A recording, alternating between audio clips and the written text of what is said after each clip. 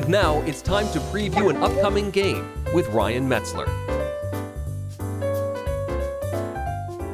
Hey everybody, it's Ryan Metzler here yet again, and today we're going to take a look at another Kickstarter preview. This time we're going to take a look at Machina Arcana, which is a cooperative board game for 1 to 4 players, in which the players are going to be moving around a board, fighting monsters and trying to seal monster spawns, and advance chapters of the story. And advancing the chapter of the story will change conditions in the game. Real quick, before I get too much into it, why don't we just take a look at what you're going to get in the game. As a reminder, these are prototype quality components, not final components, so they will represent what you're going to be doing with pieces in the game, but may not be representative of what the final quality will be. So we'll see what you get and how the game plays, and then we'll come back here at the end, and I'll sum it all up for you. Here you can see Machina Arcana set up for a 2-player game. As I said, this is a cooperative game that can be played solo up to 4 players, but we're going to go ahead and look at a 2-player game. What you're looking at here is several different pieces set up, but what we have in the center is the starting board for the game. And we've chosen the first scenario, but for the starting board you're going to shuffle up all of your boards except for the end game board, and you're going to pick one of them randomly. So we've randomly chosen this one. It could have been any of a variety of boards. In addition, we've placed our starting point on here, and we've set aside the end game tile, which is the last tile for the scenario, and will be marked on the tile to show you which one is the appropriate one. On our tile here, we have several different markings. We have treasure chests where you'll find items. We have event areas where you activate them and resolve cards for the players. We have an exploding barrel that can do damage to things that are next to it, or a restoration spot which could allow you to roll a die and give you some type of benefit, potentially. We have a trap trigger, which when triggered will hurt everybody that's on any of these cross-hatched trap spaces. You'll see over here we have a light, and if you light this up, you can actually start to advance towards the next chapter. So lighting that up and then activating will allow you to continue your quest. You have workbenches, which are going to allow you to get items, equip those items, and maybe pass items on to other players. And then finally you have monster spawn points, which are where monsters will come into the game to try and prevent you from accomplishing your goals. Each player in the game is going to have their own hero, and these heroes are going to be adventuring throughout the halls in order to try and accomplish this scenario. Various scenarios will have different goals, but we'll see here that this is scenario 1, and there are 10 chapters in this scenario that you have to get through in order to complete it. Advancing through these chapters will make the game harder, will add more monsters and new treasures, and generally change the way the game is playing. But on the scenario you can see several different things. In chapter 1, at the bottom left, we have the monster spawn value, which is 7. When you need to spawn monsters, you roll a die, and if you roll higher than a 7 or equal to a 7, a new monster will come out on these spawn spots. In the bottom right, you can see the number 4 there underneath a different symbol, and that is the symbol for horror events. During the horror event stage, if you roll a 4 or greater, we'll have a horror event occur, and it will increase monster threat and potentially increase monster level, and something bad will likely happen to our adventurers. Each adventurer has their own traits. They're listed on their card along the bottom of the card. So this person has 3 armor, defense against normal attacks. They have 2 willpower, defense against arcane attacks. 5 hit points, pretty self-explanatory. 6 stamina, which is going to be what they use to move and accomplish actions. And they have 4 essence, which is potential essence they can use in order to accomplish various boosting effects or advancing the chapter of the game. Each player will also have tokens to represent these various traits. So if you can see, for example, Hank here has his 5 hit points, he has his 6 stamina tokens, and he has 4 potential essence that he can flip over when he gains them. In addition, our other character has very similar traits. They have 4 hit points, 6, and 5 potential essence. On the card, they will also have various innate abilities and activated abilities. You'll see Hank here has an attack that he may use for 2 stamina. It has no range, which means it's a melee attack, and if it were to have a range, it would have a number printed inside of the circle. For example, Loria here has a ranged attack. And then it tells you how many dice you're going to use. In this case, he uses 1 low or white attack die when he makes this attack. And he would have to attack somebody adjacent to him. In addition, when he equips melee weapons, he gets a little bit stronger. He gets to hit a little bit harder. So he's good for melee combat. At the start of the game, players are going to place onto this starting area or adjacent to the starting area. After that, you're going to go through an action phase for the players, and at this point, either player can activate in their own order. So you could choose Hank first, or you could choose the other player first. They get to decide which order they want to activate in. And at this point, they're going to use their stamina to accomplish various different effects. 1 stamina may be used to move any number of, well, 1 space. So if you want to move from here to here, it's 1. You can move diagonally. So if you wanted to move from here to there, that would be 1. we're going to say that our player here is going to move over towards this active action space. It's not been used, and so they can use it. And in order to activate a space on the board, in general, it's going to cost you 3 stamina. They used 1 to move, and they could use 3 to activate that space on the board. When they do so, they're going to draw a player event.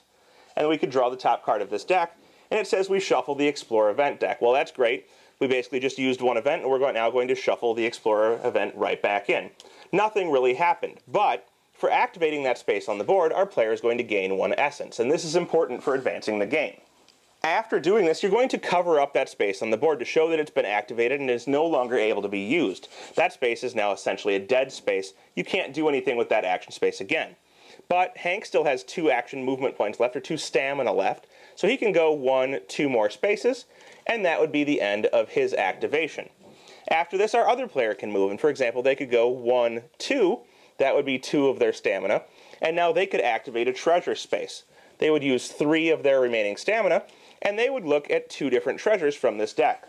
They'd be able to keep one of them, and then the other one may either be discarded or maybe put back on top of the deck.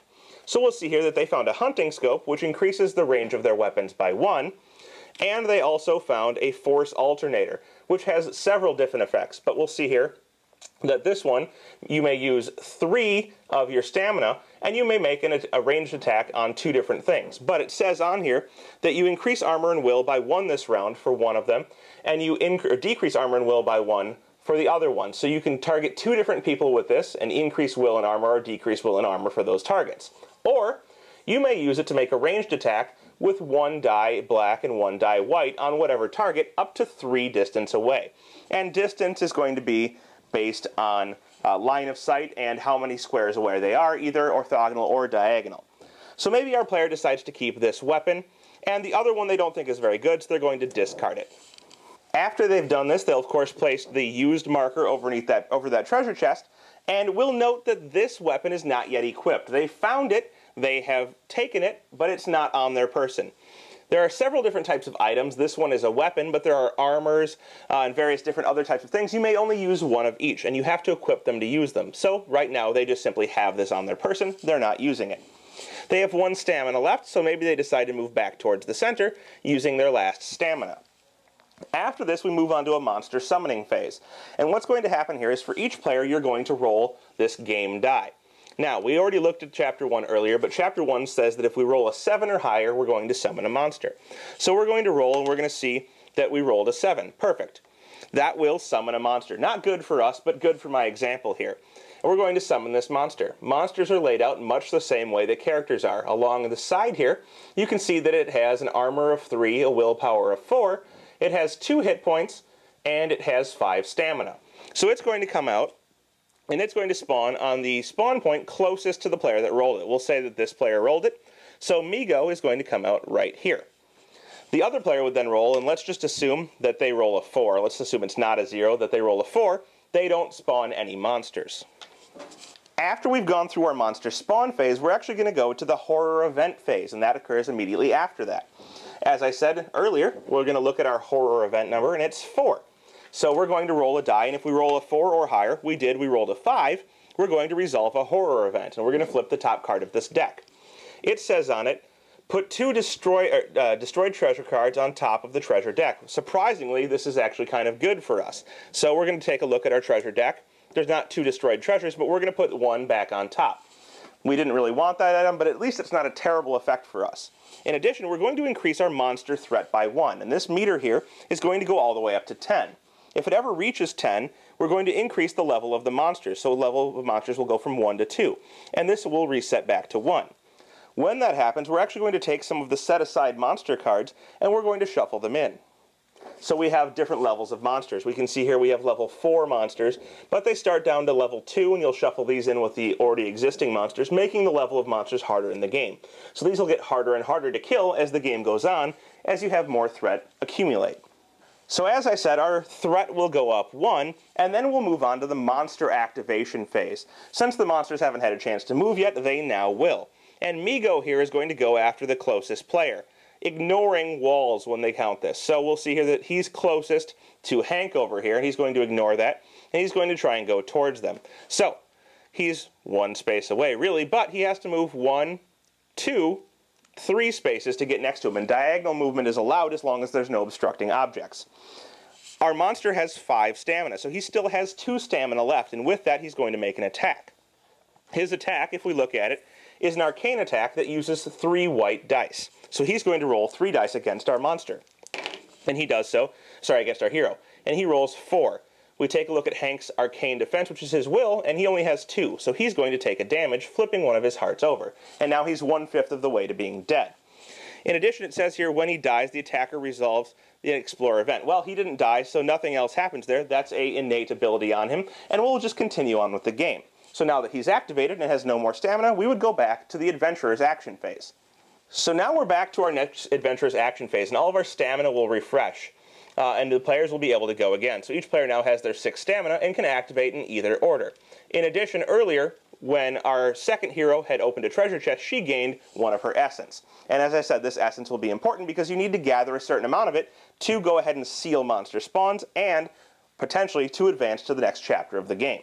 So let's go ahead and say that Hank is going to activate first. He has no items and his attack's not very good. He needs to collect some items in order to have a good attack. So he's kind of in a little bit of trouble. So he's going to basically try and run away from our monster here in order to prevent himself from getting hit too much more. So perhaps he moves 1, 2, 3, 4, 5, using all of his... Actually, let's just say he stops at 4, and he decides to activate this restoration space on the board. So he's using 4 of his stamina in order to run away from the monster, and 1 to activate the restoration spot on the board. And he'll roll this die, and he rolls a heart. He actually heals back his hit point that he lost before, and this spot becomes exhausted. The restoration points do not give you essence. Only treasures, the event spaces, and killing monsters will give you essence. And you'll need that, as I said, to advance the game. But perhaps our other player here decides to go and try and make an attack. First, they decide to equip their weapon. And using your inventory takes 3 of your stamina. So they use their inventory to equip a weapon, and now they've lost 3 of their stamina. But this gives them a ranged attack that has a range of 3. So we're going to go ahead and see if we can get within range, and I don't think we can. So let's say we move 1, 2, and that gives us a range of 3, but we only have 1 stamina left. That won't work. Instead, let's just say that we started right where we're at now, and we're within a range of 3. We can use our remaining 3 stamina to make an attack. It only takes 2, so we'll use 2 of our remaining 3 stamina to make an attack. When we do so, we're going to roll 1 black die and 1 white die at a range of 3. 1, 2, 3. We're within range of the monster, and we're going to attack. We roll a 2. Unfortunately, that's probably not going to be a hit. It's an arcane attack against our monster, and he has a will of 4. So we miss. But if we had rolled, for example, a 4, we would do 1 damage to him. He has a couple of hit points, so he would have markers on him indicating those hit points, and we would remove one of them or flip one of them over to show that he has taken a damage. He's now halfway to being dead. But after this, again, we're going to go ahead and we're going to evolve the monster, or resolve the monster spawn. And you're going to roll the die again. We roll a 2, and we roll a 3, so no more monsters spawn. Lucky break for our players. After this, we're going to resolve the event, and we'll roll, we roll a 1, and none of the horror events are going to come up this time because our trigger number is 4. Then we'll go back to the monsters, and the monsters will be able to move. So the monster is now closer to our other hero and is going to move in that direction to try and take them out. He again has moved 2, so he's only used 2 of his stamina, and has 3 stamina remaining to make an attack. He will, of course, roll his 3 dice against our player and attack them. Seeing that we get a 3 arcane against our person's defense of 3 will is still a hit. You only need to match, and they're going to take 1 damage, flipping over one of their hit point tokens. So now that we've seen 2 full rounds of play going through the player's actions, then through the spawning of monsters, the horror event stage, and the monster action stage, I want to talk a little bit about the other things you can do on this board. We saw an event activation, we saw a treasure chest opening, but what else can you do? Well, you have these barrels. You can attack these barrels and they'll damage everything around them for a certain number of dice, and that includes players if they're standing next to it. You have the workbench up here, which when activated will allow you to draw 4 of these cards. And when you draw these cards, essentially, you're going to have a chance to look at them. You can swap them with some of the ones that you have. You may take one of them or hand one of them to an adjacent player, and then you may destroy or place any of these back face up on the deck. Now, these cards give you special benefits. So, for example, this one here is a piece of armor, kind of, and it says you can teleport to an adjacent unoccupied space if you use one of your essence, which you're trying to collect. You'll also see at the bottom here that it provides you with more armor, so it's going to make you harder to hit by the monsters. You have weapon/armor pieces here, so this one is actually a weapon, but it provides you with some armor. It's going to allow you to make different attacks using different amounts of your stamina. Or you have this one here, which is a brass umbrella, which is going to let you make an attack, and it also says you reduce incoming ranged attacks by 1, so it's going to make you harder to hit by ranged attacks. And there are various other types of things here that you can use. So that would activate the workbench. You can activate these restoration spaces. I showed you one of those. And then finally, you can seal the monster spawn places, or you can advance the chapter. Sealing a monster spawn is going to require 3 stamina, but it also requires that you've accumulated 4 total essence. Now, if you have 2 players adjacent to it, they can combine their essence to do so. So if one player has 2 and another player has 2, one of the active players can use 3 of their stamina, spend the 4 combined essence, and seal this spot. When this seals, it lights the chapter advance space, and this makes it a little bit easier to advance the chapter. If this space is lit, you can advance it for 3 stamina on your turn if you get next to it. But if it's unlit, it takes 3 stamina and 3 essence, and you have to be all the way there. Finally, you can actually move between these different boards. So there's only one board out now, but if you get to the edge of a board, you may spend 2 stamina to explore the next board. And it'll put that board out in a specific way. You'd orient it with the entry point, which is right here on the board. Now you would have 2 boards to explore on, with monsters spawning closest to the player on the current board that they're standing on. Anyhow, once you advance the chapter, you'll see if you light that space and advance it, or if you just spend the extra 3 essence to advance it, you'll move on to the second stage of the chapter, and it has effects at the end of that. So we'll see here, explorers may move up to 4 spaces. You resolve that first, and now monsters spawn on a 6 or higher, and you'll have an event at the 4 or higher if you roll that for the horror event. As you go on, you're going to add the level 2 treasures to the deck, and monsters now spawn on a 7, and the event is 4. But then you have 6 and 5, so it's getting a little harder for events. 6 and 4. And more enemies will come in, more and more treasures will become available, and the game will adjust difficulty as you progress through the stages. Anyhow, if you make it all the way to the end and you resolve the end game conditions, you'll be victorious amongst all of the players. If not, you'll probably die off. You can replace your characters as they die, but hopefully you'll be able to stabilize, make it through the chapters, and win. Well, there you have it. That is Machina Arcana. As I said, a game for solo play up to 4 players. This game has a lot of variety in it. So you saw those treasures, and the treasure deck is huge. There's level 1, 2, and 3 treasures. And so they've got a lot of different items you can use, and you can pick and choose based on what you discover from treasure chests which items you want to use. In addition, you saw some of the level 1 monsters, but there are level 2 and level 3 monsters that are going to be bigger and badder and harder to kill. So you're going to, as the game goes on, encounter more and more difficult enemies and try and play in a way that's going to allow you to defeat those enemies, hopefully, by the time you get there, having more equipment. In addition to that, there are different scenarios you can play. So you can choose which scenario is suited to the way you want to play. Do you want to play the first scenario or the second? Do you want to play them in order? Do you want to skip through? And then even on top of that, you can adjust the difficulty, and the rulebook provides you ways that you can adjust this difficulty. If it's too long for you, you can shorten it up by eliminating chapters. If it's too hard, you can kind of change the odds by changing how the die rolls work. So there's all types of way to customize it for yourself. There's great components and a lot of variability, and it's something I suggest you check it out. If that sounds good to you, check it out on Kickstarter. They're looking for your support.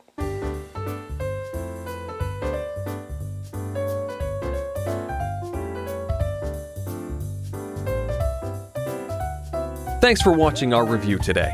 For more information about board games, as well as the #1 board game audio podcast, check out Dicetower.com for reviews, interviews, and more. I'm Eric Summerer, and you've been watching The Dice Tower.